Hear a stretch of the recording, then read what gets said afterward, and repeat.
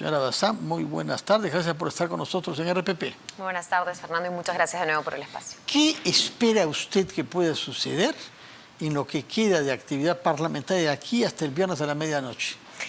Sí, bueno, primero lamentar de alguna manera que el diálogo no se esté dando con regiones de la misma manera y con la misma intensidad que con la que se está llevando a cabo estas rondas de diálogo con partidos políticos. Estoy segura que todo diálogo es bienvenido, pero a veces diera la impresión de que más de ser un diálogo hacia la solución de la crisis, es más bien un diálogo parte de un cálculo político por ver la supervivencia de la señora Boluarte como presidenta del Perú. Entonces, un poco que preocupan, digamos, estas reuniones y esperemos se encaminen más bien hacia lo primero, es decir, la salida a la crisis.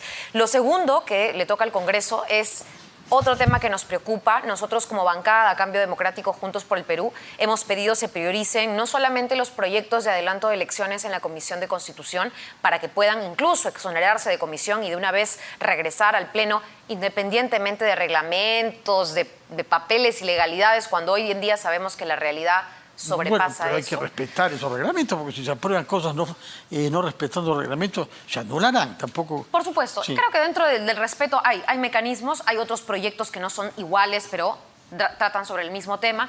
Y en segundo, que se priorice el tema de la vacancia, que para temas legales y reglamentarios es un tema distinto al adelanto de elecciones, pero puede tener la misma conclusión. La salida de la señora Boluarte a través de una vacancia también podría generar una sucesión que, si bien no va a poner una solución al tema estructural, digamos, de la desigualdad del país, etcétera, sí abriría, a mi parecer, una tregua en cuanto al diálogo. Daría un respiro para que las organizaciones, que ya están sin duda también bastante desgastadas, puedan empezar a establecer algún mecanismo de contacto que hoy en día se ha perdido porque ya no vemos a ministros viajando a regiones, ya no vemos ni siquiera un intento de llegar por ese lado. El viernes es casi nuestra última oportunidad para hacerlo y creo que de nuestra bancada está toda la disposición. No hay condicionamientos, no estamos pidiendo que se toque la Asamblea Constituyente primero y luego el adelanto, en absoluto. Son 5 ustedes. Nosotros somos 5. Y los 5 están decididos a votar a favor del adelanto. Por supuesto. ¿Para qué fecha?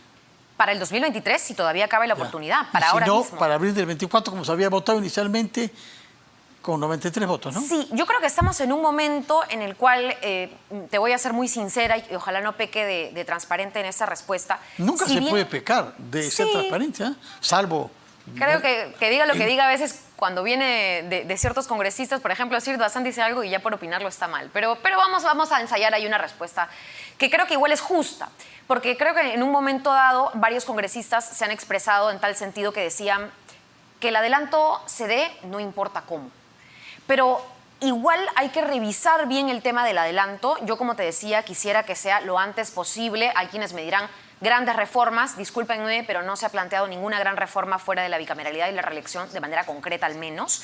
Y en segundo lugar, que ese adelanto no esté amarrado a otras cositas, como por ejemplo la reelección de congresistas, de los actuales congresistas, porque creo que ahí sí sería mentirle a la gente y decirle nos vamos pero regresamos en breve. Entonces yo creo que ahí sí hay que hacer una reelección ajustando los tiempos, sin duda, sin ningún otro condicionamiento, pero que eso implique también un recambio, que es lo que la gente pide. Usted lo que plantea es entonces que se vaya a un voto de adelanto de las elecciones sin condicionamientos ni a una asamblea constituyente ni a otras reformas. Así es. Yo misma he presentado que el tema de la Asamblea Constituyente esté vía proyecto de ley en la Comisión de Constitución y podamos discutirlo incluso de manera separada. Porque yo soy una persona que sí, está a favor de en algún momento, no mañana, no en un mes, pero progresivamente reestructurar y reencaminar la discusión de si realmente hay una representatividad detrás de la Constitución del 93. Pero podemos hacer un debate muy rico que no entrampe o que no sirva de excusa para demorar el adelanto. ¿Qué confianza tiene usted en que ese planteamiento suyo, adelanto de elecciones prescindiendo de condicionamientos, en un sentido u otro, pueda reunir el número de votos mínimo, es decir, 66 o en mejor de los casos 87? Creo que el principal problema, y eso ya ha sido analizado la semana pasada o antepasada, es que para que estos temas prosperen tiene que hacerse una exoneración de la Comisión de Constitución y esto requiere de determinado número de firmas y no se han tenido las firmas que se necesitaban para que el tema entre nuevamente a debate. Entonces, claro, no es una decisión que una bancada de 5 congresistas pueda tomar o de la cual dependa nuestra bancada, sino que tiene que haber un mayor consenso. Creo que lo estamos tratando de trabajar. Hay muchos diálogos, Fernando. Todo el tiempo estamos dialogando entre todos los congresistas desde todas las miradas políticas, pero lamentablemente creo que ese consenso mínimo es más complicado y quizás sea menos complicado si lo abordamos desde la perspectiva de la vacancia. Entonces yo creo que hay que... ¿En qué ayuda que el tema de la vacancia se interponga entre las bancadas y el voto sobre el calendario electoral? Porque yo creo que ahí podemos desentrampar la idea de que, por ejemplo, en el adelanto de elecciones, el grupo más de derecha del Congreso quiere sus grandes reformas, le hace reelección o lo que fuere, el grupo de izquierda del Congreso quiere la Asamblea Constituyente, pero en el caso de la vacancia ya no hay posibilidad de tantas excusas. La vacancia es reconocer que hay una persona que no solamente no está capacitada ni moralmente ni éticamente, y creo que eso ya a la luz incluso de la comunidad internacional, para seguir gobernando el país. Entonces, para quienes hemos estado más a favor o menos a favor de esa figura, hoy creo que no hay ninguna persona, incluso desde la derecha, incluso de las bancadas Avanza País y Renovación Popular, que te diga sí, la gestión de Dina Boluarte es una buena gestión, atiende los problemas de la población, trabaja en agua, luz, saneamiento. No. Todo está paralizado. Sí, una cosa es considerar todas esas deficiencias y otra, pedir que se le vaque.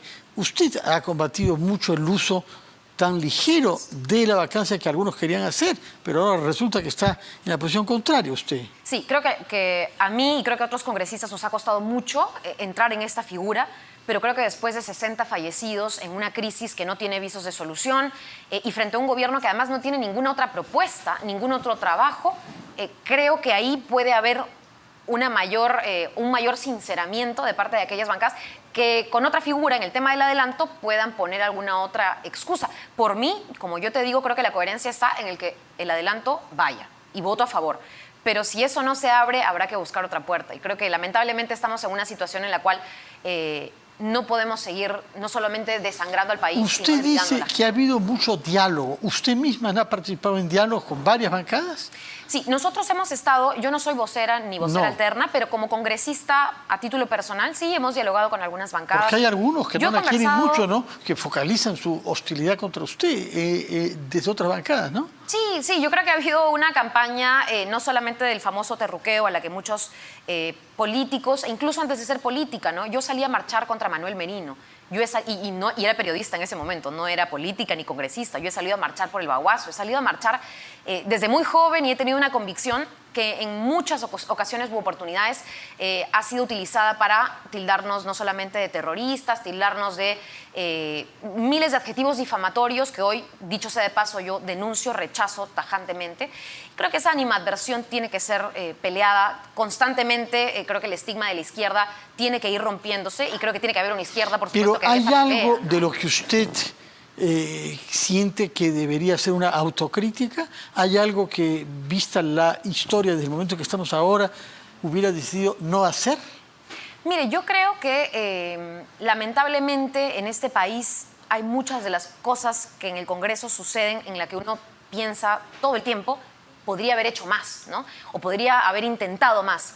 Pero creo que como ha devenido en los hechos, es muy difícil que un congresista pueda convencer la mente de bancadas, además, tan cerradas o tan ideologizadas en el mandato constitucional es de 5 años, el reglamento dice esta cosa, nosotros, es más, yo he escuchado esta razón, ¿no? Somos nuevos en política o somos jóvenes en política, necesitamos de una carrera política sólida, no podemos irnos a 2 años de gestión. Entonces, yo creo que ahí también nos queda corto el qué más se podría hacer, ¿no? Hemos salido a marchar, pero por ejemplo, ¿no siente usted que fueron un poco lentos en darse cuenta de la gravedad de la corrupción?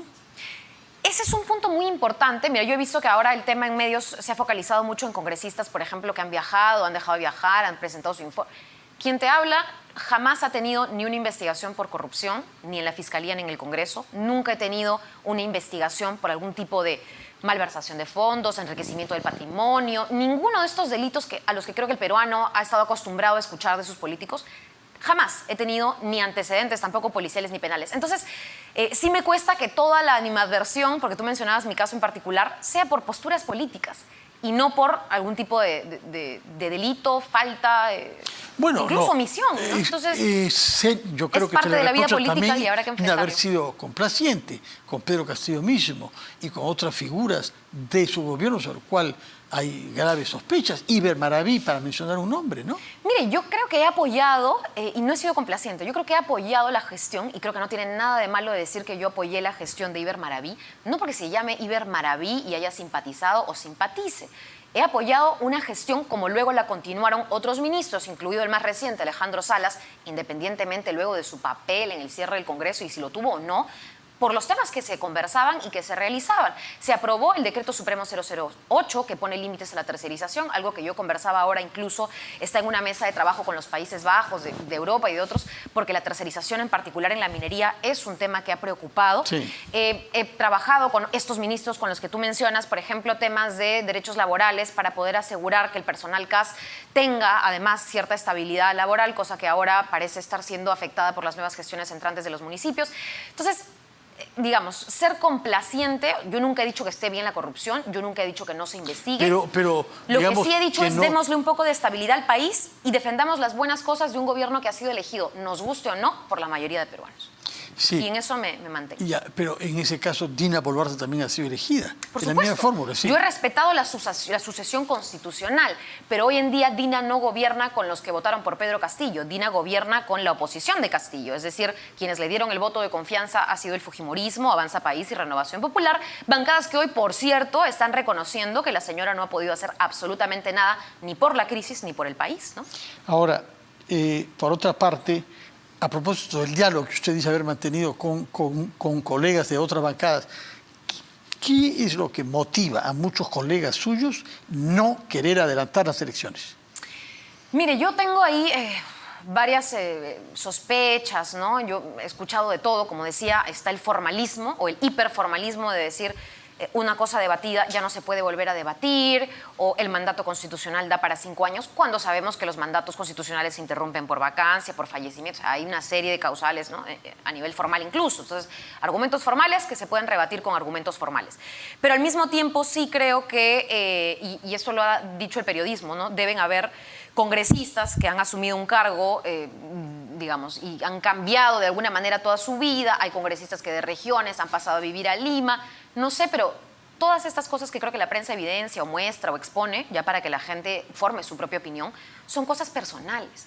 Y lamentablemente el que entra a hacer política no tiene, menos en un contexto como este, el tiempo digamos, no tiene la excusa de pensar a nivel personal. O sea, yo no podría en estos momentos donde están muriendo peruanos, donde hay un gobierno que no nos da salida a la crisis, decir no, pero ¿y si mañana me quedo sin chamba? No podría.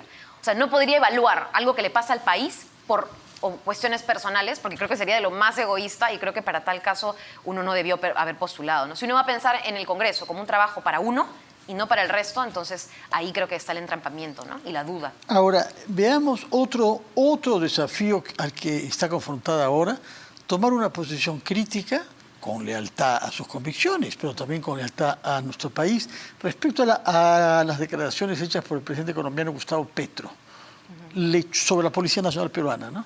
¿A usted le choca lo que dijo Petro? Mire, yo lo entiendo, no comparto ni, digamos, de alguna manera voy a repetir o lo hubiera dicho de la manera en lo que le ha dicho Gustavo Petro, que me parece que es una palabra un poco fuerte, creo que compara con las fuerzas nazis, Sí, etcétera, que la policía ¿no? peruana parecía Pero fuerte. sí no voy a negar que comparto la sensación de, no sé si sorpresa, es como un sentimiento medio sublime de ver a más fuerzas policiales que ciudadanos en las calles. O sea, sí me sorprende. O sea, yo no había visto una imagen así y te habla alguien que, repito, yo he salido a protestar pacíficamente desde que tenía 17 años y jamás he visto represión y he visto a las fuerzas del orden y he gritado y he coreado con la gente que el pueblo uniformado también es explotado y he dicho que, y esto lo dice el himno de la Policía Nacional del Perú, ¿no? Que el policía también es un trabajador y en ese sentido creo que siempre se ha comprendido que incluso la policía presente en las movilizaciones sirve para garantizar el orden de la movilización y del resto de personas. Creo que eso ha sido fundamental. Yo he vivido una democracia en donde la protesta en democracia es básica, es importante incluso. Pero haber visto las imágenes, que creo que son a las que se refiere el presidente de Colombia, en donde hay tal cantidad de policías que no cabe ni un carro más, ni una persona más, ni un alma, en un centro además que uno está acostumbrado a verlo dinámico, de comercio, de gente, de transporte. a mí sí me sorprende, porque creo que es la única forma que ha encontrado la señora Boluarte de gobernar, el que no haya nadie fuera de su casa. Y ese miedo que incluso tiene el que no protesta me preocupa, y sí lo he visto con sorpresa, ¿no? Por otra parte, el señor Petro había hecho otras declaraciones poniendo en duda de que Pedro Castillo hubiese intentado un golpe de Estado y sosteniendo que es el Congreso que ha hecho un golpe de Estado. Mira, yo no comparto. Yo he sido una persona, y creo que mis votos lo dicen, yo sí he creído que la intervención del señor Pedro Castillo, el momento en el que, o la tentativa, ¿no? de querer decir voy a copar los poderes del Estado, voy a disolver el Congreso, voy a intervenir el Poder Judicial, yo jamás podría avalar una cosa así. Por eso te digo que no era complacencia. Se ha equivocado Petro, ha dicho una barbaridad. Yo creo que el señor Petro sí, no tiene, y otros que opinan sobre el tema de la asociación constitucional, no tienen una visión que yo comparta sobre lo que ha ocurrido. Yo sí creo que hay una asociación constitucional. ¿Por qué criticar cosas que pasan en el Perú y guardar silencio sobre lo que pasa en Nicaragua? Usted ha visto que se ha despojado de la nacionalidad a 200 manifestantes. Se les ha puesto en la cárcel primero y luego enviado a los Estados Unidos. Hay un obispo que ha sido condenado a 27 años de cárcel por haberse manifestado. No ha hecho nada ilegal. Ha dado su opinión muy mala sobre el gobierno de Ortega. ¿Por qué el señor Petro debería callarse sobre lo que pasa en Nicaragua y hablar sobre lo que pasa en el Perú? Mire, yo no sé si ha habido un pronunciamiento de parte de Colombia, No, ya sea no ha habido. a través De él no ha habido ninguno sobre Nicaragua. Pero creo que si caemos, digamos, en ese argumento de por qué opinan sobre una cosa y no sobre otra, yo también pongo el ejemplo del 90% de líderes de opinión limeños que están opinando a veces sobre lo que ocurrió en Siria, que es lamentable, es atroz y es terrible y merece toda nuestra solidaridad, pero absolutamente ninguna postura clara sobre lo que ocurre en Perú, donde también hay fallecidos, pero por una crisis política distinta y incluso que se ha extendido más en el tiempo. Entonces, claro, es fácil a veces tomar algunos casos como referentes de opinión y no otros, pero eso no invalida que, por cierto, la solidaridad frente a lo que ocurre en el mundo también sea importante, solo que no está abordando la cantidad de problemáticas, ¿no?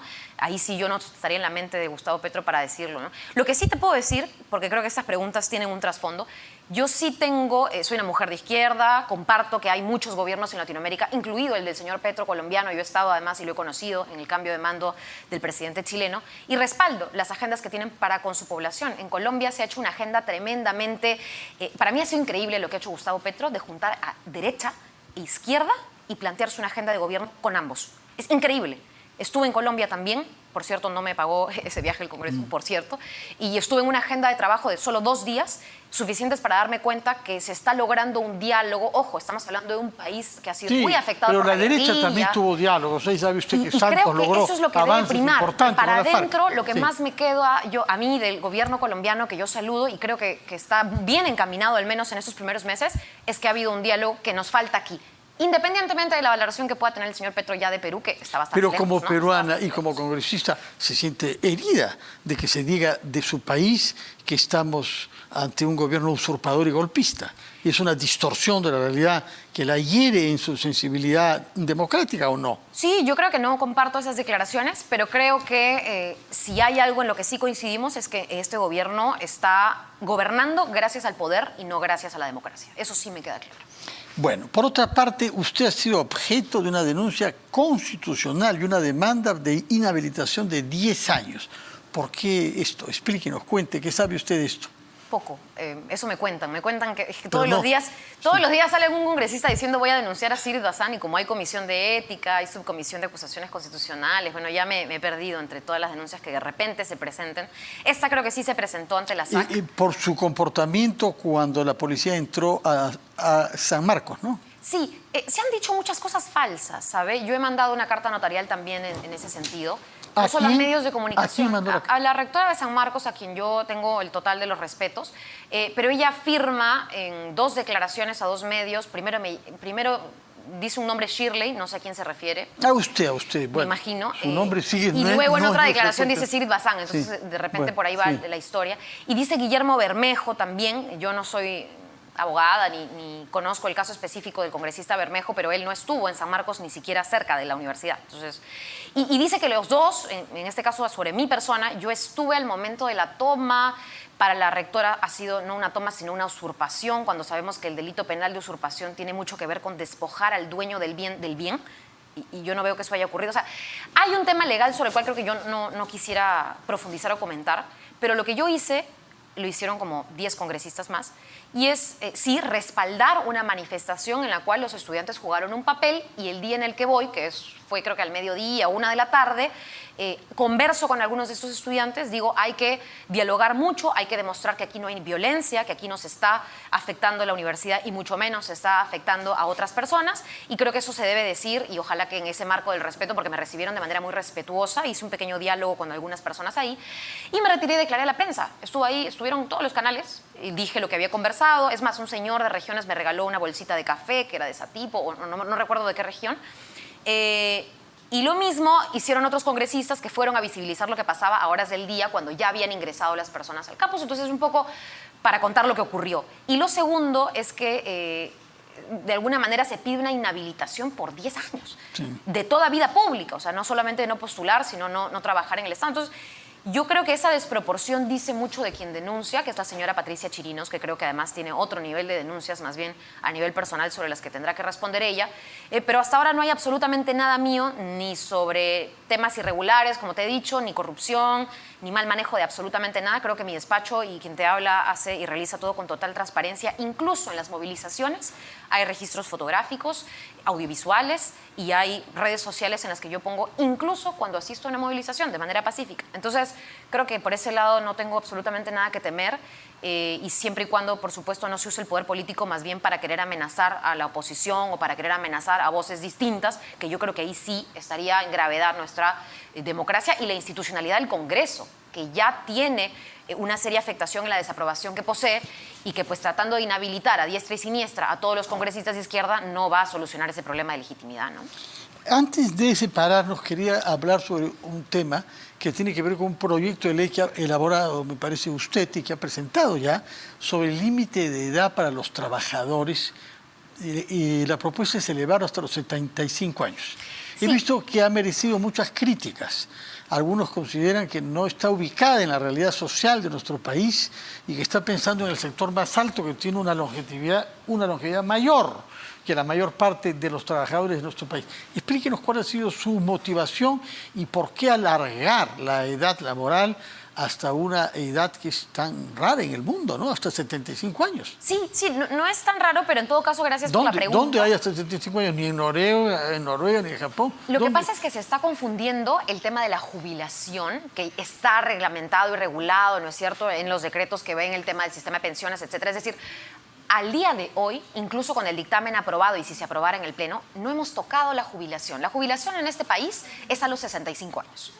¿Qué pasa? Que hay algunas normas, nosotros estamos planteando modificar 3 normas, entre ellas la 276, que es carrera administrativa, en donde lo que se dice es hay un cese del trabajador que se da actualmente, no lo ha puesto la Comisión de Trabajo ni Sigrid Bazán, a los 70.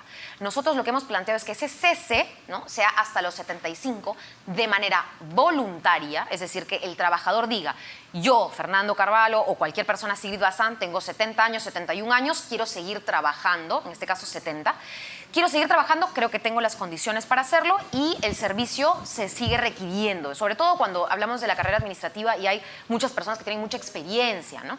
Entonces, lo que se dice es, si el empleador todavía está necesitando ese servicio, si hay una junta médica que evalúa la capacidad física y mental para el servicio de parte del trabajador, y si es que hay un pedido expreso y voluntario de la persona, puede otorgársele hasta los 75 años la posibilidad de seguir ese trabajo.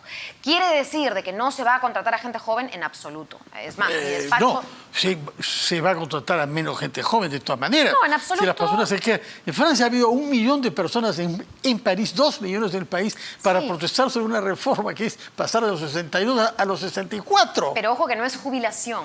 Nosotros no planteamos ampliar la edad de jubilación. La edad de jubilación va a seguir siendo hasta los 65 años. El tema es el cese automático.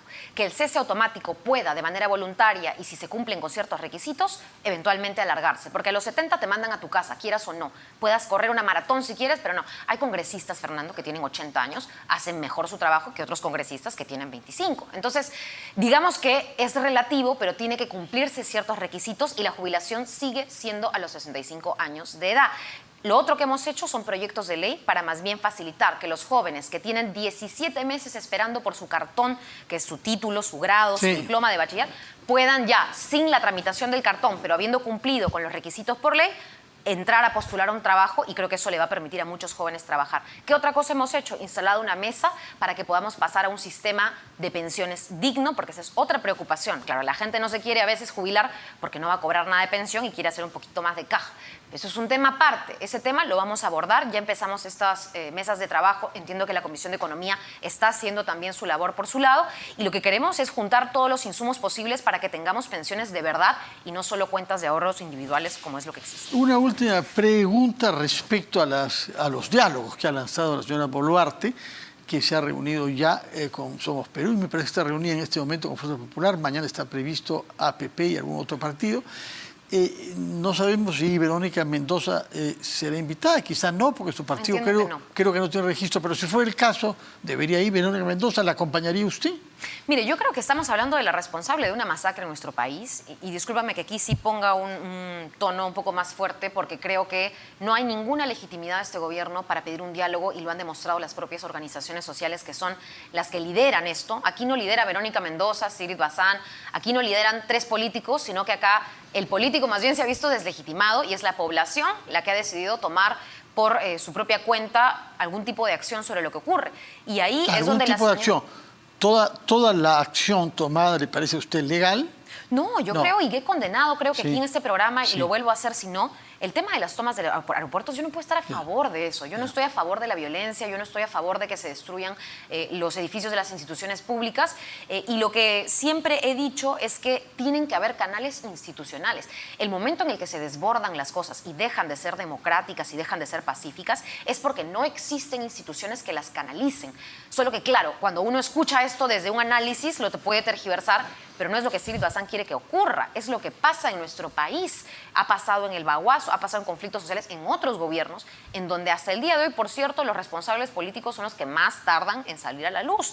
Hoy tenemos la oportunidad de que la señora Boluarte dé un paso al costado o el Congreso la vaque o se adelanten elecciones.